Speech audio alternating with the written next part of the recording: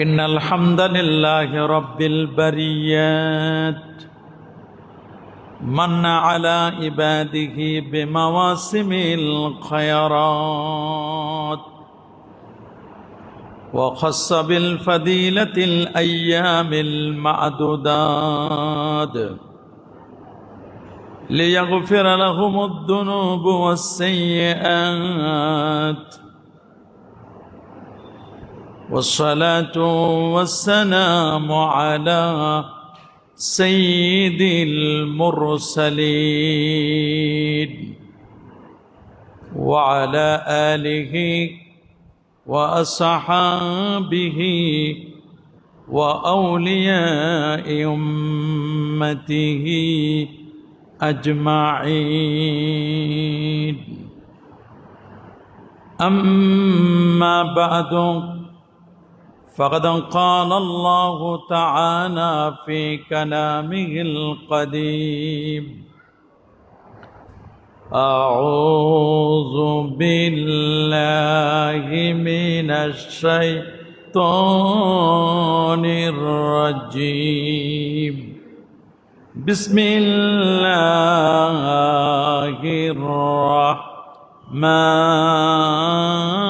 الرحيم.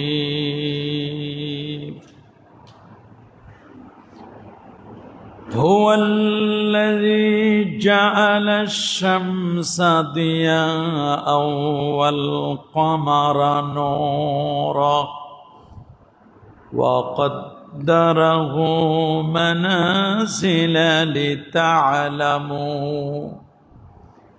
لتعلموا عدد السنين والحساب. وقال الله تعالى في كلام آخر: إن عدة الشهور عند الله 12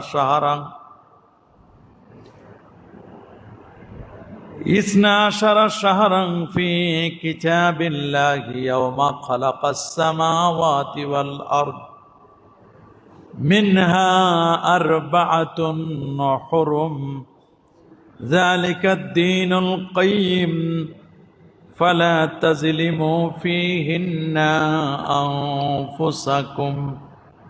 صدق الله العظيم وصدق ورسوله النبي الكريم.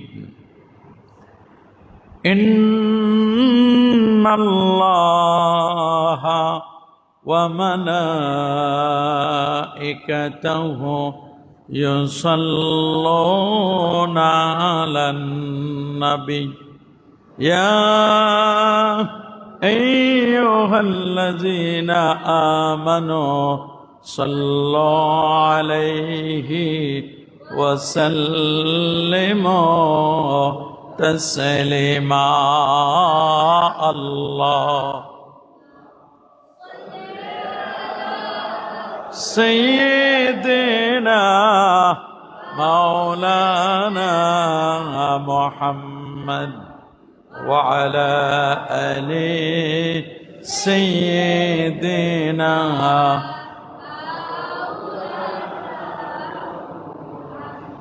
আর একটু জোরে জোরে মহব্বতে পড়ুন আল্লাহুম্মা سيدنا مولانا محمد وعلى آل سيدنا.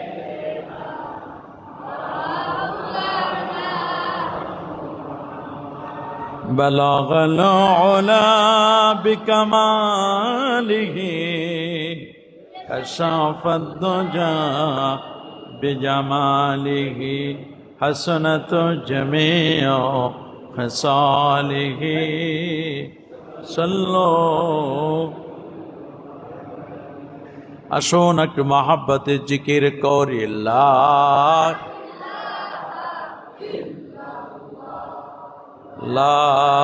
ইলাহা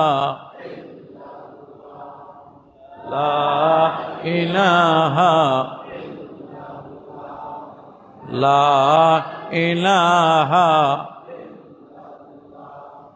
লা ইলাহা সুবহানাল্লাহ ওয়ালহামদুলিল্লাহ লা ইলাহা সুবহানাল্লাহ ওয়ালহামদুলিল্লাহ লা ইলাহা হাসবি রাব্বি জাল্লাল্লাহ হাসবি রাব্বি জাল্লাল্লাহ মা ফি কলবি গায়রুল্লাহ নূর মুহাম্মদ সাল্লাল্লাহ নূর মুহাম্মদ সাল্লাল্লাহ লা ইলাহা সুবহানাল্লাহ ওয়ালহামদুলিল্লাহ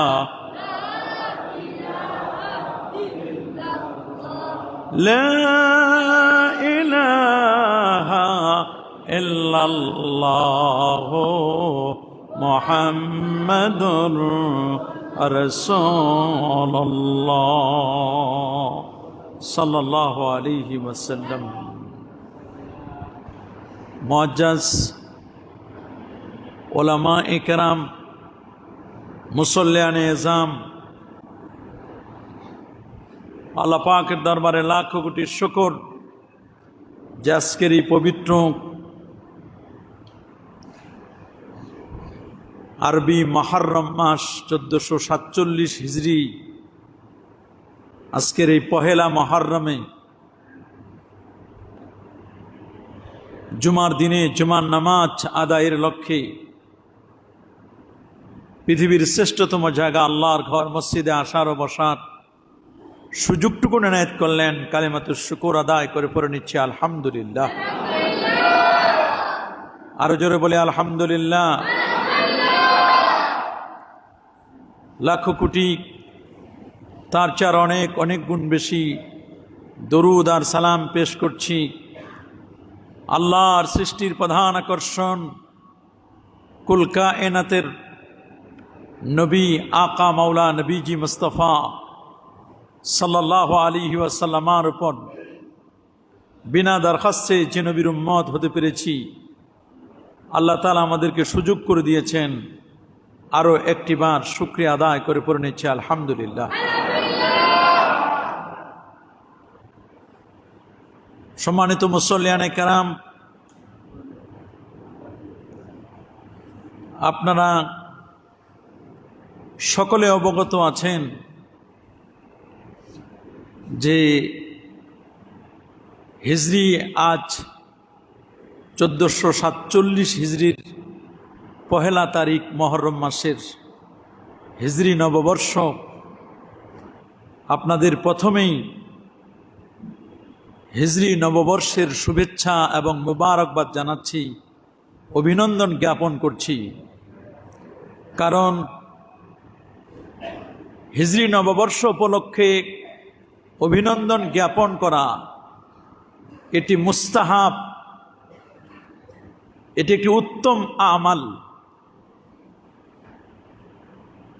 কারণ প্যারা নবী রসুল করিম সাল্লাল্লাহু আলাইহি ওয়াসাল্লামা তিনি তবরানী শরীফের 11,079 নম্বর হাদিসের মধ্যে বলে দিয়েছেন, ইন্না আহাব্বাল আমাল ইলাল্লাহ বাদাল ফারায়েদ ইদখালুস সুরুর আলাল মুসলিম। নিশ্চয়ই ফরজ আমল সমূহের পরে আল্লাহ নিকট প্রিয় আমল হলো কোনো মুসলমানদের মাঝে আনন্দ প্রবেশ করানো। ফরজ আমল সমূহের পরে সবচেয়ে প্রিয় আমল হলো কোনো মুসলিমের হৃদয়ে একটু আনন্দ দেওয়া, তাদের হৃদয়ের মধ্যে একটু তাহানিয়া অভিবাদন করা।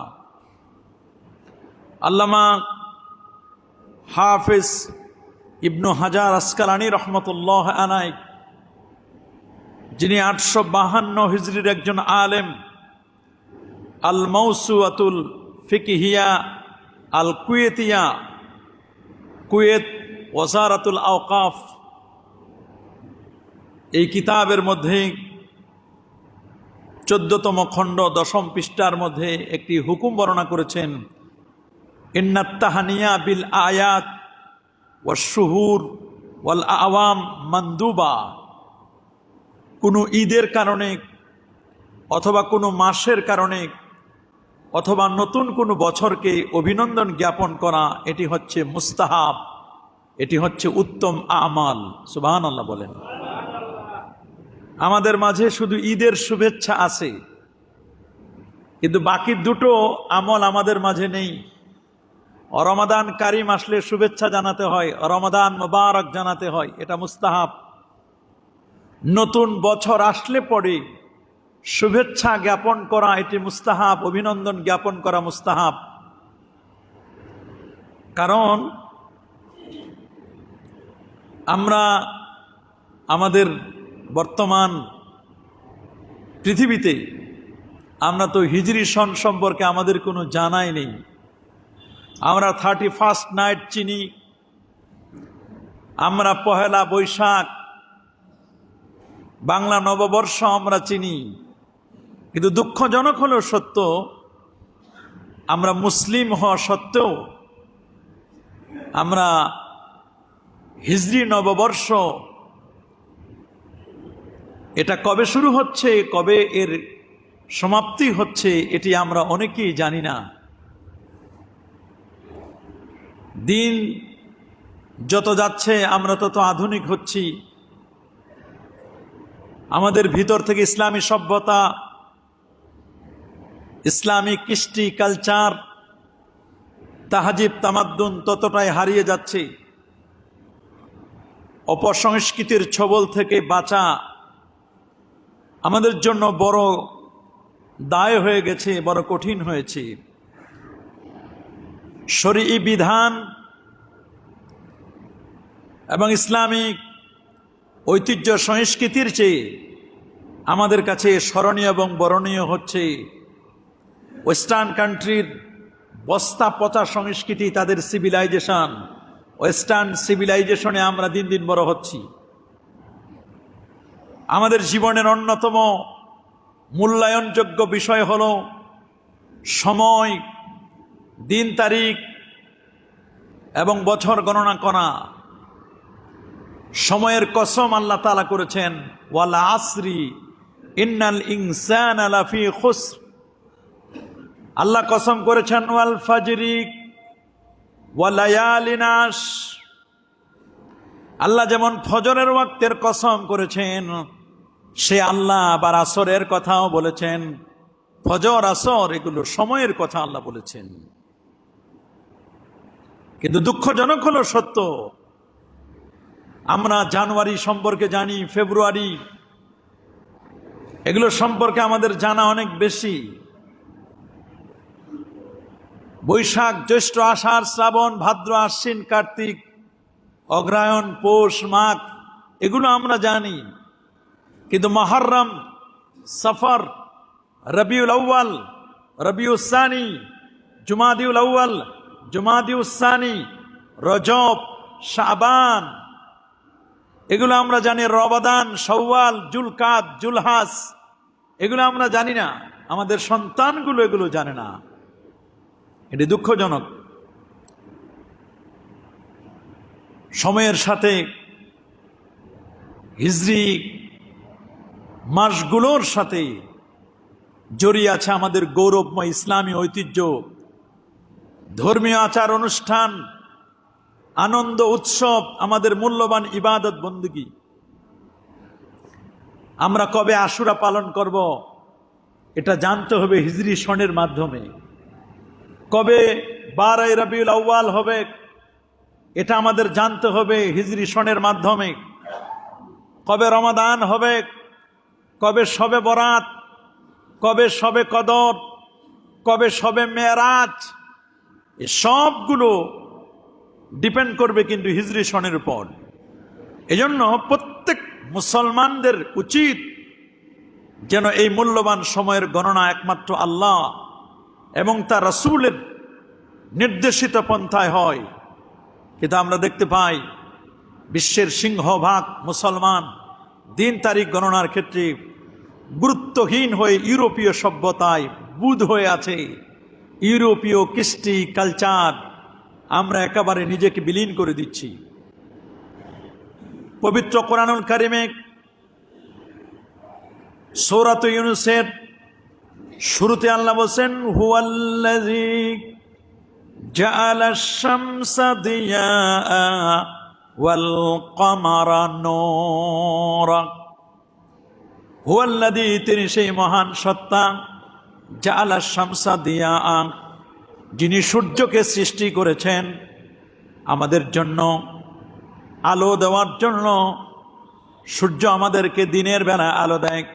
ওয়াল কমারা নূরা, চন্দ্রকে তিনি করেছেন জ্যোতির্ময়, যাতে করে চাঁদ আমাদের স্নিগ্ধময় রাতের বেলা আলো দেন। ওয়া কদ্দারাহু মানাজিলা, চাঁদের জন্য আল্লাহ তাআলা বিভিন্ন মঞ্জিল নির্ধারণ করেছেন। চাঁদের বিভিন্ন মঞ্জিল আছে। ওয়াল কমারা কদ্দারনাহু মানাজিলা হাত্তা আদা কাল উরজুনিল কাদিম। সূরা ইয়াসিনে আল্লাহ তাআলা আবার বলে দিয়েছেন। কেন? সূর্যকে আমাদের জন্য, আমরা সৌরবর্ষ গণনা করি সূর্যকে কেন্দ্র করে, চাঁদকে কেন্দ্র করে আমরা চান্দ্রবর্ষ গণনা করি। চন্দ্রবর্ষ, সৌরবর্ষ, আল্লাহ বলেন এগুলো আমি কেন দিয়েছি? টার্গেট হলো লিতাআলামু আদাদাস সিনিনা ওয়াল হিসাব, যাতে তোমরা বছরের গণনা এবং সময়ের হিসাব করতে পারো। বছর যেন আমরা গণনা করতে পারি, বছরগুলো যেন আমরা কাউন্ট করতে পারি, সময়গুলো যেন আমরা কাউন্ট করতে পারি।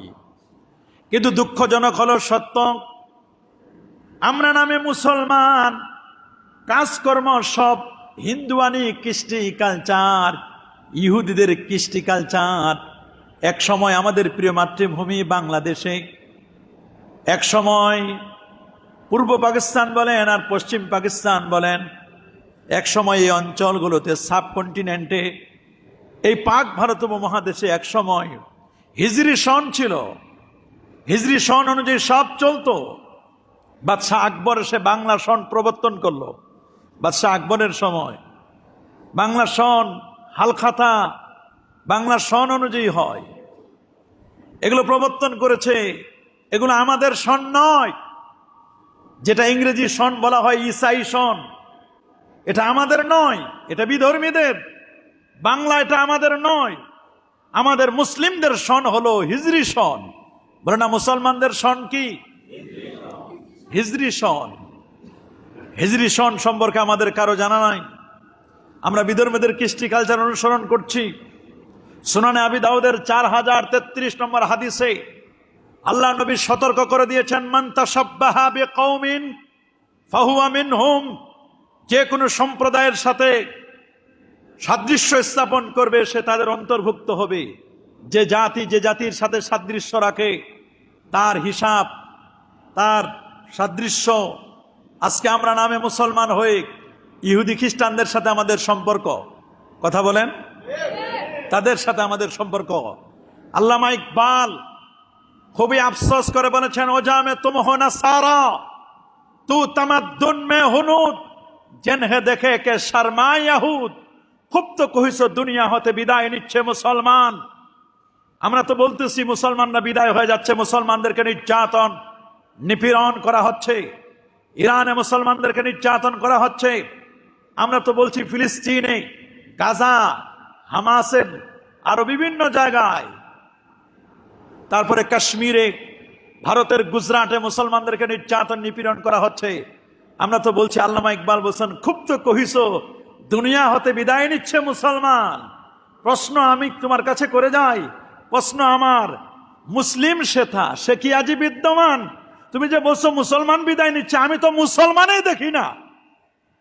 তুমি তো মুসলমানের জন্য কান্না করছো, মুসলমান মার খাচ্ছে, মুসলমান নির্যাতিত হচ্ছে। কই, আমার চোখে তো আমি মুসলমানে পাই না। যেই মুসলমান আল্লাহ আল্লাহ নবী চায়, যেই রকম মুসলমান হওয়া দরকার সেই রকম মুসলমানে তো নাই। আমরা নাম কাওয়াচ্ছা মুসলমান, গরু খাওয়া মুসলমান, বাবা মুসলমান, দাদা মুসলমান, এই কারণে মুসলমান। না হলে মুসলমানের সন্তান মুহররম, সফর, হিজরি সন কবে শুরু হবে এটা জানবে না। এটা মুসলমানের পরিচয় নয়, এটা কখনো মুসলিমের পরিচয় নয়, এটা তো ইহুদি খ্রিস্টানদের সাথে আমাদের সম্পর্ক।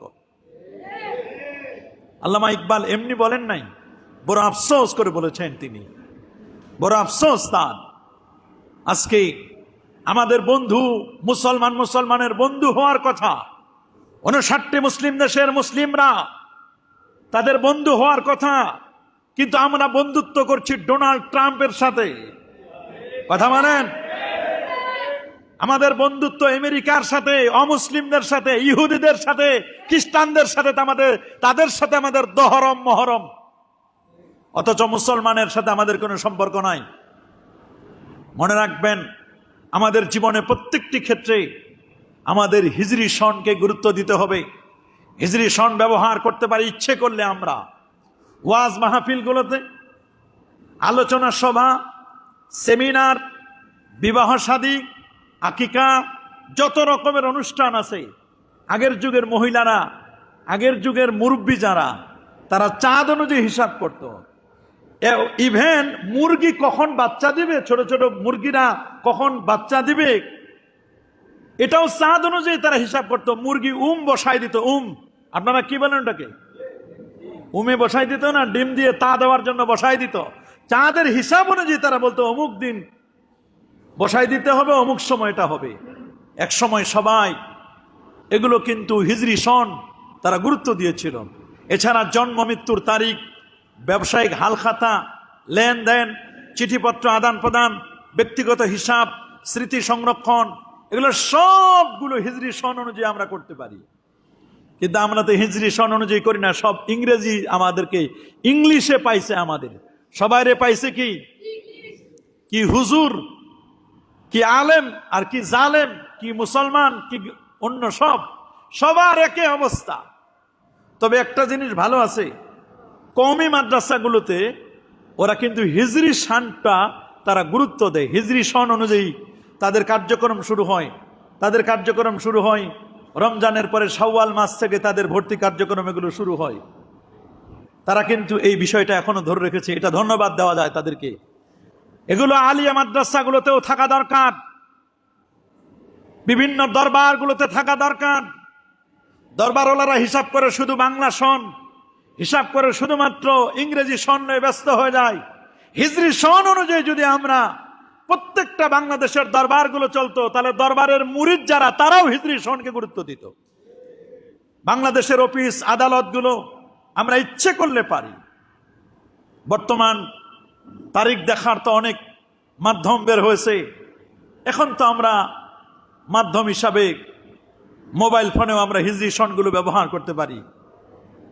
টাইম সেটিং, জি ক্যালেন্ডার টাইপ, জি হিজরি, এগুলো আমরা ক্যালেন্ডার চালু করে নিতে পারি।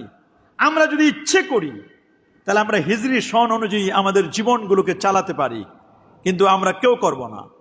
এখন অ্যান্ড্রয়েড ভার্সনে স্মার্টফোন আছে, আইফোন আছে, সবগুলোতে হিজরি ক্যালেন্ডার, জিআই অ্যাপস আছে। এগুলো আমরা ইচ্ছে করলে কিন্তু আমরা ব্যবহার করতে পারি। বিভিন্ন সফটওয়্যার আছে হিজরি সনকে কেন্দ্র করে, সফটওয়্যারগুলো আমরা ইনস্টল করি। আমরা কিন্তু ইচ্ছে করলে হিজরি সনগুলো আমরা ব্যবহার করতে পারি। মুসলিম জীবনে হিজরি সনটার গুরুত্ব কেমন? হিজরি সন এটা হলো মূলত চন্দ্র মাস।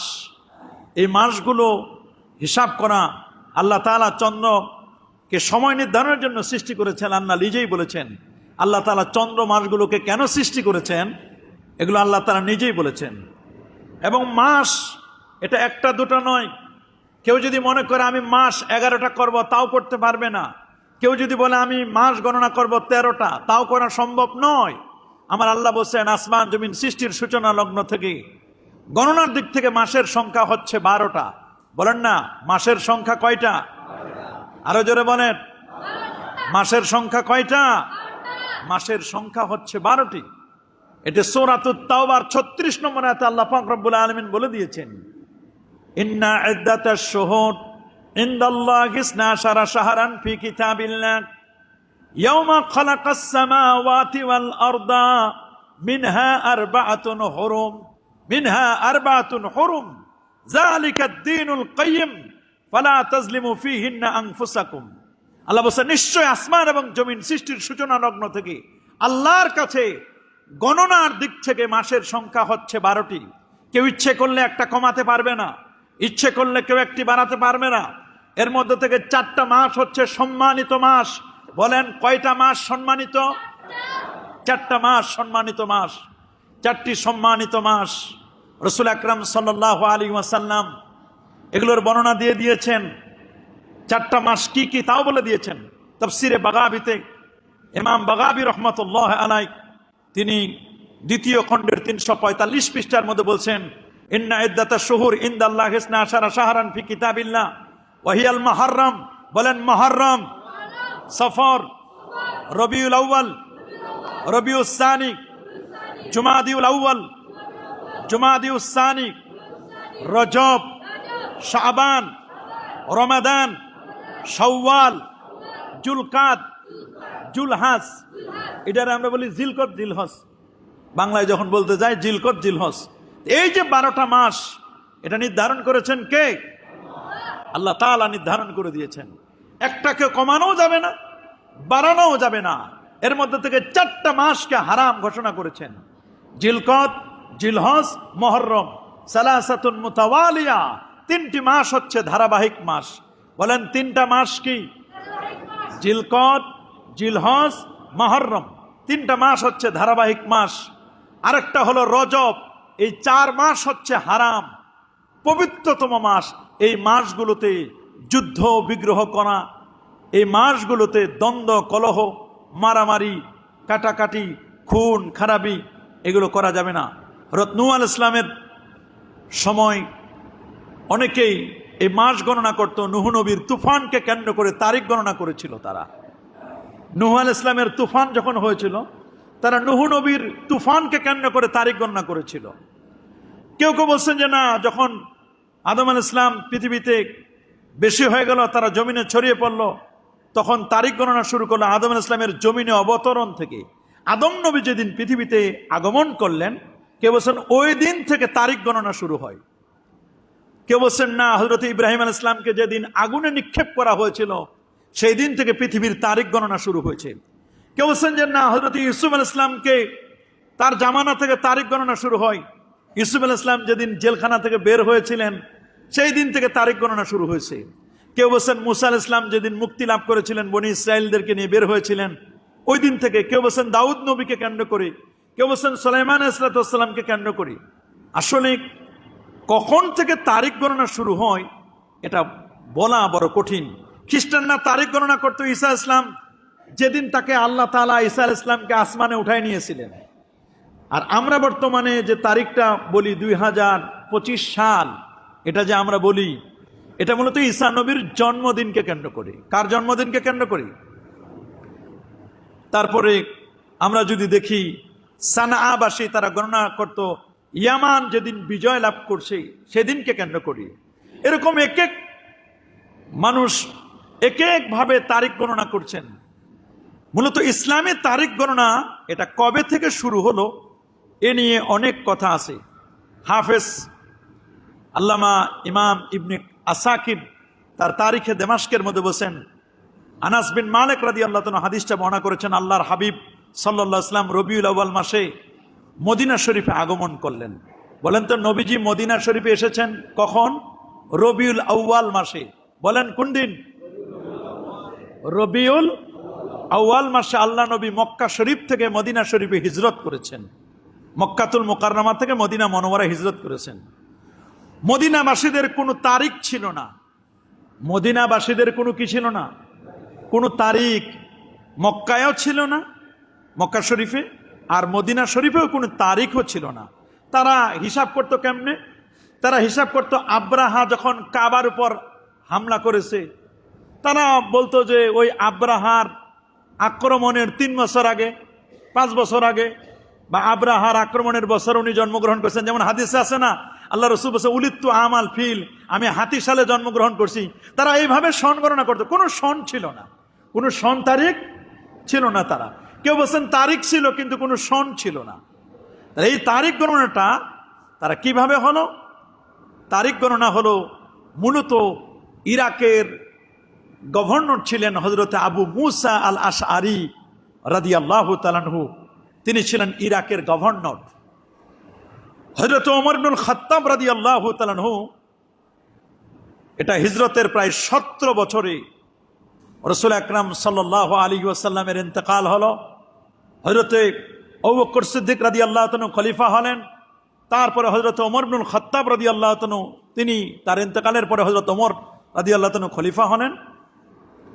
এই খলিফা হওয়ার পরে তখন হযরত ওমর রাদিয়াল্লাহু তাআলা রাষ্ট্রীয় ফরমান, রাষ্ট্রীয় চিঠিগুলো বিভিন্ন গভর্নরের কাছে পাঠাতেন।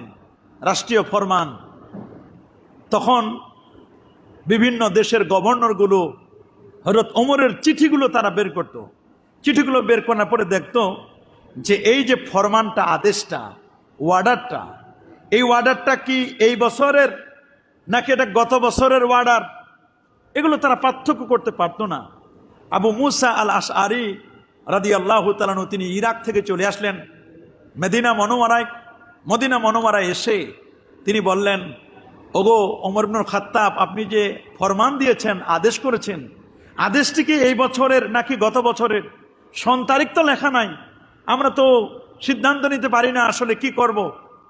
তাহলে আমরা কি পারি না একটা সন, একটা বর্ষ আমরা গণনা করতে?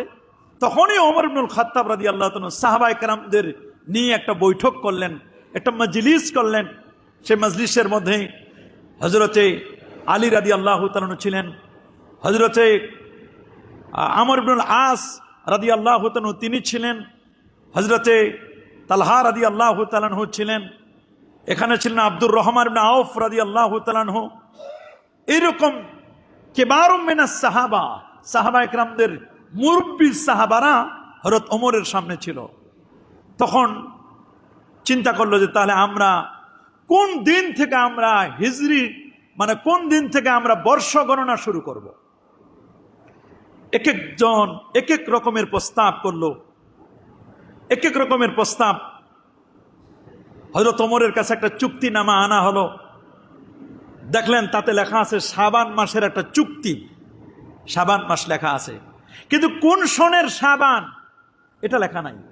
শাবান কি কোন মাস, কোন বছরের, এটা লেখা নাই। তখন সিদ্ধান্ত নিল তাহলে আমরা সন গণনা করব, কোন দিন থেকে আমরা সন শুরু করব।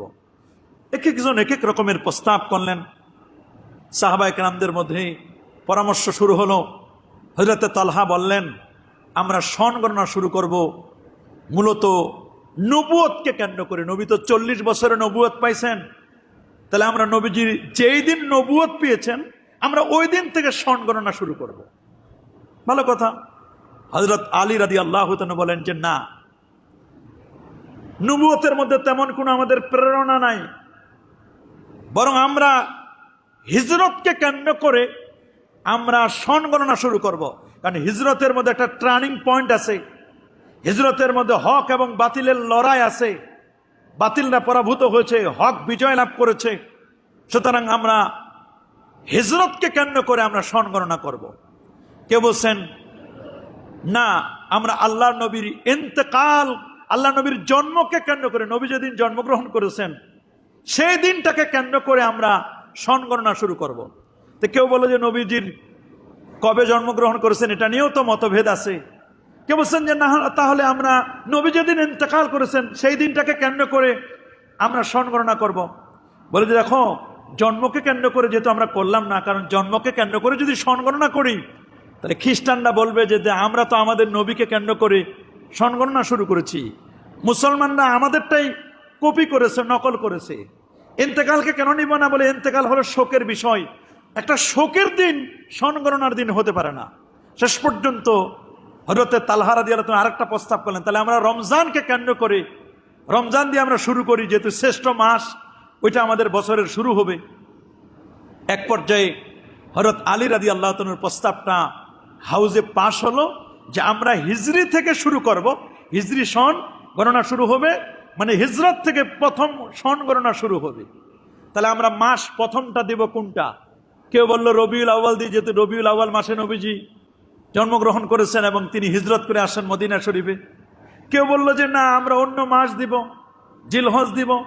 বললো যে না, জিলহজ দিব না, অনেকে হজের মধ্যে ব্যস্ত থাকবে। আমরা বলবো যে জিলহজ পর্যন্ত সবাই হজ করে পুত পবিত্র হয়ে আমরা নতুন করে একটা বছর শুরু করব, সেটা হবে মুহররম। সুবহানাল্লাহ বলেন। এই তখন হযরত আলী রাদিয়াল্লাহু তাআলা প্রস্তাব করলেন যে আমাদের বছর গণনা শুরু হবে নবীজির হিজরতকে কেন্দ্র করে, আর মাস শুরু হবে প্রথম মাস, যেহেতু মুহররমটা হারাম মাস আল্লাহ কোরআনেই বলে দিয়েছেন, রাসূলুল্লাহ বলে দিয়েছেন, সুতরাং মুহররম থেকে শুরু হবে।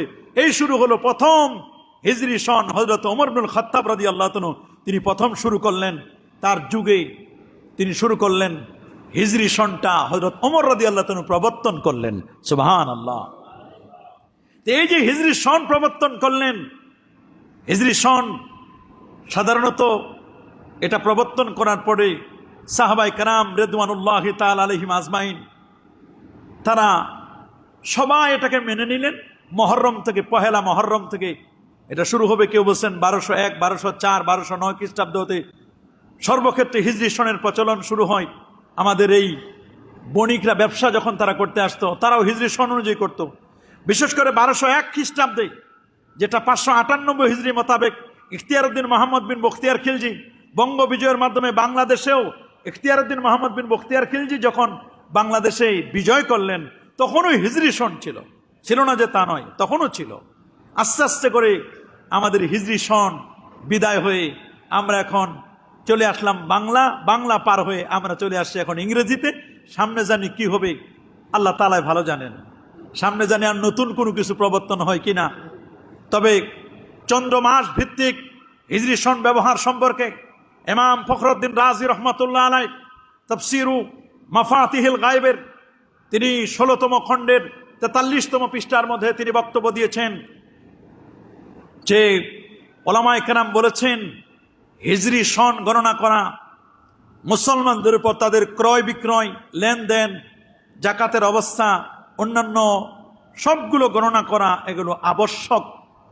তাদের জন্য অনারবি এবং রোমীয় সন হিসেবে হিসাব করা জায়েজ নাই। অনারবি এবং রোমীয় সন, রোম দেশের রোমীয় সন ব্যবহার করা, উনি বলছেন এটা জায়েজ নাই। কারণ আল্লাহ বলছেন আমি চন্দ্র মাসগুলো দিয়েছি লিতাআলামু আদাদাস সিনিনা ওয়াল হিসাব।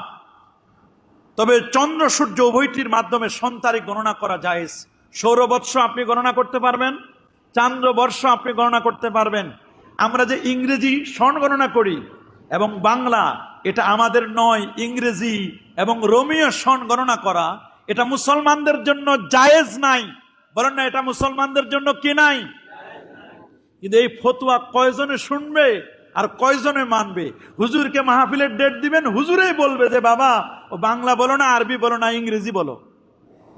অথচ হুজুরের ফতোয়া জানা দরকার যে আসলে আরবি সনটা, চন্দ্রবর্ষ এবং সৌরবর্ষ, এটা আল্লাহ তাআলা আমাদেরকে দান করেছেন মূলত মুসলমানদের জন্য, এবং এটাই সবচেয়ে মুসলমানদের জন্য লায়েক। এই জন্য আল ওয়াজিবু আলাল মুসলিমিন বিহুকমে হাদিহিল আয়া আইয়াতাবিরু ফি বুয়ুহিম ওয়া মুদাদে দুয়ুনহিম, তাদের ঋণের কার্যক্রম লেখা, ব্যবসা বাণিজ্য, লেনদেন, হিসাব নিকাশ সবগুলো চন্দ্র মাস অনুযায়ী করা, এটা মুসলমানদের জন্য ওয়াজিব। বলেন মুসলমানদের জন্য কি দলিল? আল্লাহ কোরআনে বলেছেন লিতাআলামু আদাদাস সিনিনা ওয়াল হিসাব। কিন্তু দুঃখজনক হলেও সত্য, আমরা এটার প্রতি কেউ কোনো গুরুত্ব দিচ্ছি না। মুসলমান আমরা বেমালুম, আমরা ভুলে গেছি। যদি আমরা হিজরি সন অনুযায়ী আমাদের জীবনকে গঠন করতে পারি, আমাদের অফিস আদালতগুলো চালাতে পারি, তাহলে এটা যেমন রাসূল করিম সাল্লাল্লাহু আলাইহি ওয়াসাল্লাম, আবু বকর সিদ্দিক রাদিয়াল্লাহু আনহু অনন্য স্মৃতিচারণ হবে। কারণ হিজরতটা আল্লাহ নবীর হিজরতের দিনটাকে কেন্দ্র করে, হিজরতের সাথী ছিলেন আবু বকর সিদ্দিক রাদিয়াল্লাহু আনহু, তাদেরকে স্মরণ করা হবে, ইবাদত বন্দেগী আদায় হবে, খোলাফায়ে রাশিদের অনুসরণ, ফালাইকুম বিসুন্নতি ওয়া সুন্নাতিল খোলাফায়ে রাশিদিন আল মাহদিন, এবং মুসলিম ঐতিহ্যের অনুকরণ হবে। হিজরতকে কেন্দ্র করে আল্লাহ নবী হিজরত করে গেছেন মক্কা শরীফ থেকে আল মদিনা মুনাওয়ারায়। কত কষ্ট করেছেন নবীজি। এবছরও অনেক হাজী সাহেবরা দেখছি যে গারে সাউর, আল্লাহ নবী যেখানে হিজরত করেছিলেন, হিজরতের পাহাড়টি যেখানে নবীজি 3 দিন পর্যন্ত অবস্থান করেছিলেন, দেখেন কঠিন একটা ট্র্যাজেডিপূর্ণ ইতিহাস, বড় কঠিন। আল্লাহ নবীকে মেরে ফেলার জন্য দারুল আরকামে সাফা পাহাড়ের পাদদেশে বৈঠক হলো। আবু জাহাল, উতবা, সাইবা এরা সিদ্ধান্ত নিল মুহাম্মদকে কতল করতে হবে। তার কল্লাটা যদি কেউ এনে দিতে পারো তাকে এইরকম পুরস্কার দেওয়া হবে। আল্লাহ নবী বুঝতে পারলেন আমার সময়, হিজরতের সময় শুরু হয়ে গেছে, মানে হিজরতের সময় হয়ে গেছে, আমি আর মক্কার জমিনে থাকতে পারবো না। নবীজি আবু বকর সিদ্দিক রাদিয়াল্লাহু তাআলা আনহুকে আগেই প্রিপারেশন নিতে বলেছিলেন। আগ থেকে উটগুলো প্রস্তুত করা হচ্ছিল। খিররিত মানচিত্র বিশেষজ্ঞ 2 জন অমুসলিমকে নিয়োগ দিয়েছিলেন আল্লাহ নবী হিজরতে যেন রাস্তা তিনি চিনাই দিতে পারেন। এক পর্যায়ে আবু বকর সিদ্দিক রাদিয়াল্লাহু তাআলা আনহুকে কেন্দ্র করে নবীজি মক্কাতুল মুকাররমা থেকে কাফিরদের সামনে এক মুষ্টি বালু নিয়ে শুধু নিক্ষেপ করলেন। মা রামাইতা অমা রামাইতা ইজ রামাইতা ওয়ালাকিন্নাল্লাহ রামা, নিক্ষেপ করে তাদের তরবারিগুলো নিচে পড়ে গেল। আল্লাহ নবী তাদের সামনে দিয়ে বের হয়ে গেলেন। নবীজি হিজরত করে প্রথমেই গারে সাউরে তিনি কিছুদিন অবস্থান করলেন মক্কার পাহাড়ে। এরপর আল্লাহ নবী সেখান থেকে মদিনা মনোয়ারা, তখন মদিনা নাম ছিল না, ইয়াসরিবের দিকে আল্লাহ নবী বের হয়ে যাচ্ছেন। তেমন কোনো খাবারও নিতে পারেন নাই। যেতে যেতে যেতে যেতে যেতে যেতে কত মুআজিজা বের হলো। আল্লাহ নবী, প্যারা নবী রসুল করিম সাল্লাল্লাহু আলাইহি ওয়াসাল্লাম হযরতে আবু বকর সিদ্দিককে বলেন, আবু বকর সিদ্দিককে লক্ষ্য করে বলেন, ইয়া আবা বাকরিন, হে আবু বকর, আমার একটু পিপাসা লেগেছে, একটু ক্ষুধা লেগেছে, দেখি তো একটু কোথাও কোনো খাবার পাওয়া যায় কিনা। কারণ সাউর পর্বতে যতদিন ছিলেন হযরত আসমা রাদিয়াল্লাহু তাআলা আনহা, আবু বকর সিদ্দিক রাদিয়াল্লাহু তাআলা আনহুর কন্যা মাঝে মধ্যে দুধ দিয়ে আসতেন, রুটি দিয়ে আসতেন, এগুলো দিয়ে আসতেন। কিন্তু যখন সাউর পর্বত থেকে বের হলেন তখন তো আর দেওয়ার কেউ নেই। সামনে যেতে যেতে প্রচণ্ড পিপাসা। আল্লাহ নবী বললেন, দেখো তো আবু বকর, সামনে কোনো বাড়ি দেখা যায় কিনা। যেতে যেতে যেতে যেতে যেতে যেতে দেখা যাচ্ছে একটা কুঁড়ে ঘর। ঘরের কাছে গেলেন, কাছে গিয়ে প্রথমে সালাম দিলেন, যদি মুসলমান হয় তাহলে তো বের হয়ে আসবে। দেখলেন উম্মু মাআবাদ নামক একজন মহিলা, পর্দানিশীল মহিলা, মাথা ঢেকে পর্দার আড়াল থেকে সালামের জবাব দিলেন। বললেন, আমরা মুসাফির, মা আমরা আপনার কাছে এসেছি, আপনার ঘরে কি কোনো খাবার আছে? বলে, যা খাবার ছিল সব তো শেষ হয়ে গেছে, মুসাফিরদেরকে তো প্রতিদিন আমরা খাবার খাওয়াই, আজকে আমরা দুঃখিত, আপনাদের কোনো খাবার দিতে পাচ্ছি না। আমাদের ঘরের একটু পানিও নেই, একটু দুধও নেই, অন্য কোনো খাবারও নেই। নবী পাক সাল্লাল্লাহু আলাইহি ওয়াসাল্লাম উম্মে মাআবাদের চতুর্দিকে তাকালেন, কোনো কিছু পাওয়া যায় কিনা। দেখলেন একটা মরার মুমূর্ষু একটা বকরির বাচ্চা একটা সাইডে শুয়ে আছে, মনে হয় মরে যাওয়ার মতো উপক্রম হয়েছে। নবী করিম সাল্লাল্লাহু আলাইহি সাল্লাম বললেন, আবু বকর, উম্মে মাআবাদকে একটু বলো ওই বকরির বাচ্চাটা থেকে একটু দুধ দহন করা যাবে কিনা। উম্মে মাআবাদকে যখন প্রপোজাল দিলেন, উম্মে মাআবাদ বললেন, শোনো, আমার স্বামী সকালবেলা সমস্ত ভেড়া বকরিগুলো নিয়ে গেছে বকরি চড়াতে, উটগুলো চড়াতে নিয়ে গেছে। এখানে একটা বাচ্চা, এটা উঠতে পারে না, আমার মনে হয় মরেও যেতে পারে, বেঁচে আছে কিনা আমি জানি না। আমার স্বামী তাকে নেয় নাই, হয়তোবা মরে গেছে, না হলে কিছুক্ষণ পরে মারা যাবে। তা এটা তো কখনো এখান থেকে দুধ দহন করা সম্ভব না। তবে তোমরা যদি মুসাফির, তোমরা যদি পারো, আমার কোনো আপত্তি নেই। আল্লাহ নবী তখন হযরত আবু বকর সিদ্দিক রাদিয়াল্লাহু তাআলাকে বললেন যে, নিয়ে আসো বকরির বাচ্চাটা। বকরির বাচ্চাটা নিয়ে আসলেন। নিয়ে আসার পরে নবীজি বললেন, ওটাকে উল্টিয়ে দাও। আল্লাহ নবী সামনে বাচ্চাটাকে, বকরির বাচ্চাটাকে উল্টিয়ে দেওয়া হলো। আল্লাহ নবী হাতের মধ্যে কি যেন পড়ে বাচ্চার যেখানে ওলান, ছোট্ট বাচ্চা, কখনো বাচ্চা হয় নাই, এটাই নিজেই একটা বাচ্চা, ছোট্ট, এর মধ্যে তো দুধ হওয়ার কোনো প্রশ্ন আসে না। আল্লাহ নবী কি যেন পরে ফু দিলেন। এরপর নবীজি বললেন, আবু বকর দুধ দহন করো, আর উম্মে মাবাদকে একটা বড় বালতি নিতে বলো। সত্যি আল্লাহ নবী কি যেন পরে ফু দিয়ে বললেন, বাচ্চাটাকে উল্টায় দাও। যখন বকরিটাকে উল্টায় দেওয়া হলো, দেখতেছে ওলানগুলো থেকে টপ টপ টপ টপ করে দুধ ঝুলে পড়ছে। আল্লাহু আকবার। তখন আবু বকর সিদ্দিক রাদিয়াল্লাহু তাআলা আনহু নিজে দুধ দহন করলেন। দহন করে সিদ্দিক আকবর খেলেন, নবীজি খেলেন। দুই মুশরিক ছিল, মানচিত্র বিশেষজ্ঞ যারা উট চালাচ্ছিল, তাদেরকে খাওয়ালেন। উম্মে মাবাদকে এক গ্লাস দিলেন। উম্মে মাবাদ তৃপ্তি সহকারে খেলেন, সারাদিন কিছু খেতে পারেন নাই। বললেন, তোমার আরেকটা বর্তন দাও। আরেক বর্তনে দুধ দহন করলেন। দুধ দহন করার পরে ওই বর্তনে দুধটুকু বললেন, এটা তোমার স্বামী আবু মাবাদের জন্য রেখে দিও, আর বলবে যে মুসাফিররা এসেছিল, তোমার বকরি থেকে দুধ দহন করেছে, তারা খেয়ে গেছে, তোমার জন্য একটু রেখে গেছে। উম্মে মাবাদ তাদের দিকে শুধু তাকিয়ে রইলেন। এরা কোনো সাধারণ মানুষ নয়, এরা অসাধারণ। এক পর্যায়ে উম্মে মাবাদ তাদেরকে সালাম দিয়ে বিদায় করে দিলেন। যতদূর পর্যন্ত দেখা যাচ্ছিল দুজনকে দেখেই রইলেন। এক পর্যায়ে তারা বিদায় হওয়ার পরে সন্ধ্যা ঘনিয়ে আসলো। আবু মাবাদ বাসায় আসলেন। বাসা আসার পরে বলছেন, এত ঘ্রাণ কেন বাসায়? দুটো শুধু ঘ্রাণ আর ঘ্রাণ, সুঘ্রাণ। উম্মে মাবাদকে ডেকে বলেন, উম্মে মাবাদ, আজকে কি কেউ কোনো ভালো মানুষ এসেছিল? বলে, হ্যাঁ, দুজন এসেছিল। কি তাদের বর্ণনা? বলে, বর্ণনা পরে, আগে এই নাও এক গ্লাস দুধ খাও।